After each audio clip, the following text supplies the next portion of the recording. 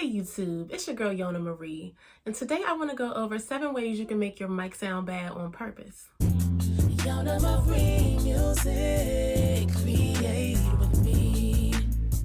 So sometimes as an artist or musician, you need your mic to sound straight up bad to get a certain point across in your song. Now, it's not recommended that you keep your mic on these settings or keep your mic in these conditions, but sometimes you might just want to get a little gritty or do something outside of the box that will help paint the lyrics in your music. Now, when I say paint the words in your music, there's actually a term for that called word painting that lyricists, songwriters often use to make their songs really pop. And if you want to get some more details on word painting, I'll put a link in my description to a blog that I have talking all about it. So here are 7 ways to make your mic sound bad. And you can also flip this advice to make sure you're not doing these things if you really want high quality recordings. Number 1, record outside in the wind. So you probably know what it sounds like when you're on the mic, it is windy outside. You've heard reporters doing it, maybe a weather person do it. It's a lot of air hitting the mic and making it hard to hear you.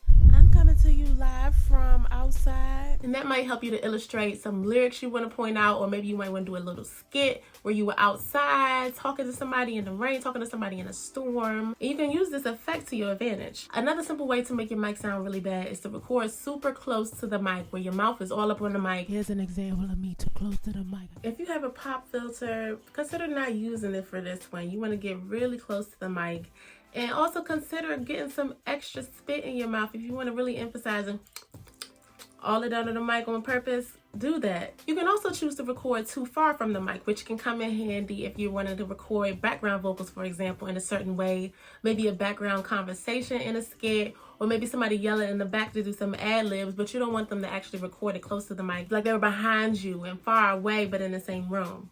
And here is an example of me far from the mic. Now, I sound good, but I sound so far. To emphasize this effect, you can be somewhere where it's a loud environment. Like right now, somebody is mowing the lawn right outside of my window, and they're getting on my nerves. But you can do that, or have the AC blowing, have the fan blowing, and have a little bit of an engine or a rumble going in the background to emphasize that it's a large room and the person is far from the mic, and you'll really hear that in the sound quality and the echo of the room. Another way to make your mic sound bad is to really turn up the gain too high to the point where you're peaking on the audio. Now here I'm not even that close to the mic, but the gain is turned up crazy and it's like, what are you doing? You might hear clips in the audio if you're hitting consonants or if you're singing really loud, and it's just very distorted. You might be going for that if you want to emphasize the fact that you're going crazy in your lyrics, or the fact that you're feeling really aggressive at that moment. Now this is the one where you cut the lows and you cut the highs so you can get the voicemail effect. This is a common one that a lot of people do. You can record regularly into your mic, but adjust the EQ settings so that the lows and the highs are turned down.